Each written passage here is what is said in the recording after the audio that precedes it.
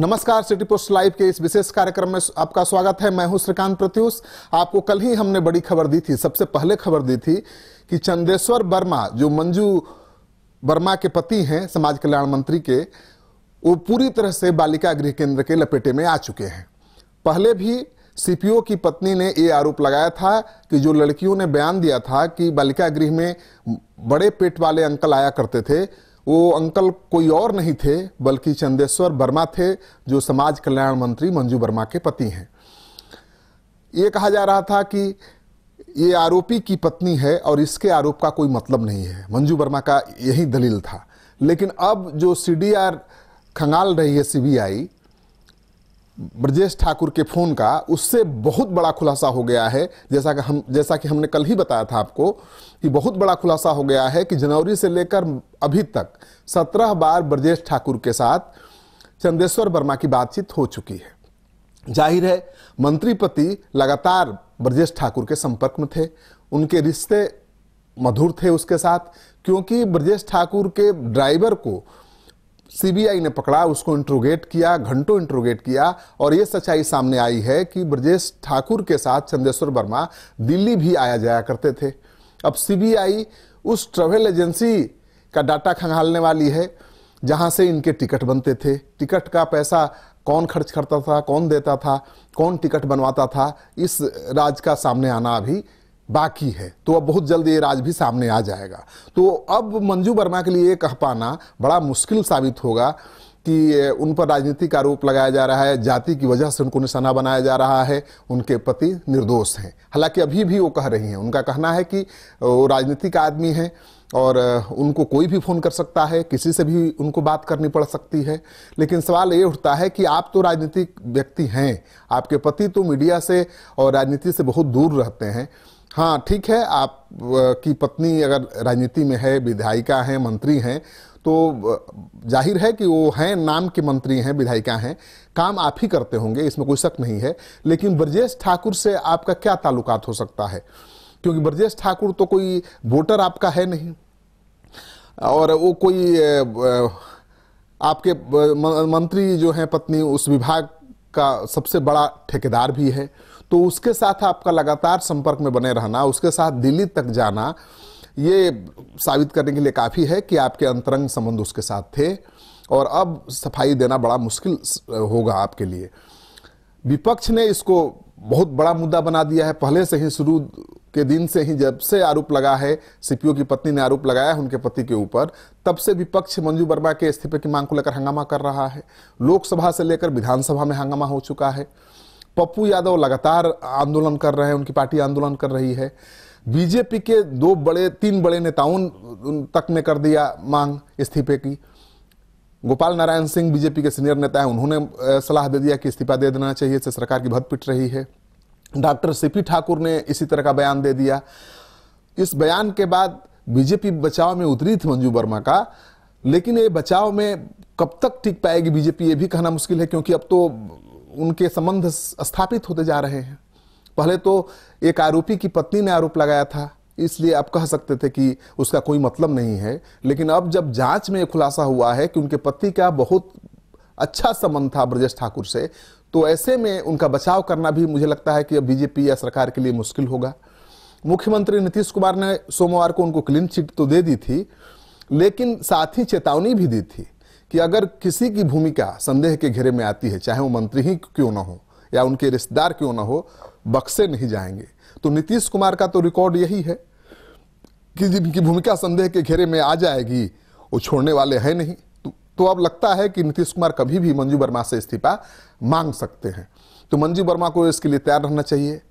अगले हो सकता है कि ये खबर आप तक पहुंचे, तब तक कोई नई खबर आ जाए, तो मंजू वर्मा से कभी भी इस्तीफा मांगा जा सकता है। हालांकि मंजू वर्मा अभी भी अपनी बात पर टिकी हुई है और उनका कहना है कि वो राजनीतिक व्यक्ति हैं और उनके पति को कोई भी फोन कर सकता है। साथ ही उन्होंने ये भी कहा है कि उनसे बात करने के लिए अक्सर लोग उनके पति को ही फोन करते थे और उनके पति के जरिए ही लोगों से उनकी बात होती है। संभव है, लेकिन ये भी गौर करने वाली बात है कि मंजू वर्मा पर यह भी आरोप लग चुका है कि उनके सारे कामकाज उनके पति ही देखते हैं। एक एनजीओ संचालिका ने सिटी पोस्ट लाइव से एक्सक्लूसिव बातचीत में ये आरोप लगाया था, महिला संचालिका है मीनाक्षी स्वराज, उसने खुलेआम आरोप लगाया था कि समाज कल्याण विभाग के कोई भी कॉन्ट्रैक्ट को लेने के लिए या देने के लिए 5 से 10 लाख रुपए की रिश्वत की मांग की जाती है। ये रकम कॉन्ट्रैक्ट के अमाउंट पर डिपेंड करता है, और छोटा कॉन्ट्रैक्ट है तो आप 5 लाख दीजिए, बड़ा कॉन्ट्रैक्ट है तो 10 लाख रुपया दीजिए। यानी उस समाज सेविका के हिसाब से बहुत बड़ा खेल चल रहा था पैसे का लेन देन का। और उसका यह भी आरोप है कि पहले से ही समाज कल्याण विभाग के ठेके तय हो जाते थे कि किसको देना है, केवल दिखाने के लिए साक्षात्कार होता था, और साक्षात्कार में ऐसे ऐसे सवाल पूछे जाते थे जिसका कोई मतलब ही नहीं है। तो लगातार आरोप लग रहे हैं। पहला आरोप तो सीपीओ की पत्नी रोशन कुमार की पत्नी ने लगाया कि बालिका गृह जाने वाले कोई और नहीं बल्कि मंजू वर्मा के पति चंदेश्वर वर्मा थे। दूसरा सबसे बड़ा खुलासा हो गया कि ब्रजेश ठाकुर के लगातार संपर्क में मंत्री थे। तीसरा बड़ा खुलासा ये हो रहा है कि वो ब्रजेश ठाकुर के साथ दिल्ली जाया करते थे, और मंत्री खुद खुलासा कर चुकी हैं कि वो चूंकि नई नई मंत्री बनी थी, उनको जानकारी नहीं थी विभाग की, तो उनकी मदद करने के लिए पति उनके साथ जाते थे। मुजफ्फरपुर बालिका गृह भी एक बार उनके साथ जा चुके हैं। लेकिन ये एक बार जाने का मामला नहीं है, ये आरोप तो ये लग रहा है कि वो बार बार वहां जाते थे, उससे मधुर संबंध थे ब्रजेश ठाकुर के। और सीडीआर खंगालने के बाद सीबीआई जिस नतीजे पर पहुंची है, उससे तो साफ कहा जा सकता है कि अब मंजू वर्मा के पति चंदेश्वर वर्मा का संबंध ब्रजेश ठाकुर से पूरी तरह से स्थापित हो गया है। तो ऐसे में मुझे नहीं लगता है कि मुख्यमंत्री नीतीश कुमार देर करेंगे या बचाव करेंगे, क्योंकि बचाव करने से भी वो बचने वाली अब नहीं है। तो उनका अब जाना लगभग तय है। लेकिन सबसे दुख की बात यह है कि सत्ता के शीर्ष पर बैठे प्रभु की छवि बहुत ही बेदाग है। उनके व्यक्तिगत ईमानदारी पर आज तक विपक्ष भी उंगली नहीं उठा पाया। लेकिन सवाल ये उठता है कि आपकी ईमानदारी कहीं भ्रष्ट लोगों की छतरी तो नहीं बन गई है? आपकी ईमानदारी के नीचे कहीं भ्रष्टाचार तो नहीं पल रहा है? तो आपकी जो छवि है, अगर उसे बचाना है तो बगैर देर किए जो भ्रष्ट लोग हैं उनके खिलाफ कार्रवाई करनी पड़ेगी।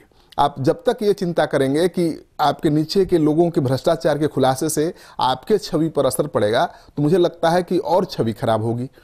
तो सही यही होगा कि तुरंत कार्रवाई हो, और उम्मीद भी यही की जा रही है कि नीतीश कुमार इस मामले में देर नहीं करेंगे और किसी भी वक्त मंजू वर्मा से इस्तीफे की मांग कर सकते हैं। जब से सीडीआर का खुलासा हुआ है, सीडीआर के जरिए ब्रजेश ठाकुर और चंदेश्वर वर्मा के संबंध का खुलासा हुआ है, विपक्ष और आक्रामक हो गया है। तेजस्वी यादव आक्रामक हो गए हैं, पप्पू यादव आक्रामक हो गए हैं, कांग्रेस ने भी जंग का ऐलान कर दिया है। और सबसे बड़ी बात है कि जो सहयोगी दल हैं, बीजेपी है, उसके नेता भी इस्तीफा मांगने लगे हैं। अब इस्तीफे की मांग और तेज हो सकती है। उपेंद्र कुशवाहा जो एनडीए में हैं, उनके लोग भी अब कैंडल मार्च निकालने लगे हैं। तो परिस्थितियां जो है बिल्कुल विपरीत बनती जा रही हैं समाज कल्याण मंत्री के खिलाफ, और अब ऐसे में उनका बच पाना बेहद मुश्किल दिख रहा है। इस खबर पर पल पल हम नजर बनाए हुए हैं। कोई भी अपडेट आएगा, सबसे पहले खबर आप तक पहुंचेगी। आप आश्वस्त रहिए, हम पर भरोसा करिए। आपका सहयोग और समर्थन लगातार हमें मिल रहा है। आपको हमारा ये कार्यक्रम अच्छा लगे तो इसको शेयर करिए, हमारे YouTube चैनल को सब्सक्राइब करिए। आप लगातार सब्सक्राइब कर रहे हैं। आपका जो सहयोग और समर्थन मिल रहा है, उसी की बदौलत हम फटाफट खबर आप तक पहुंचा रहे हैं। हमारा हौसला बुलंद है।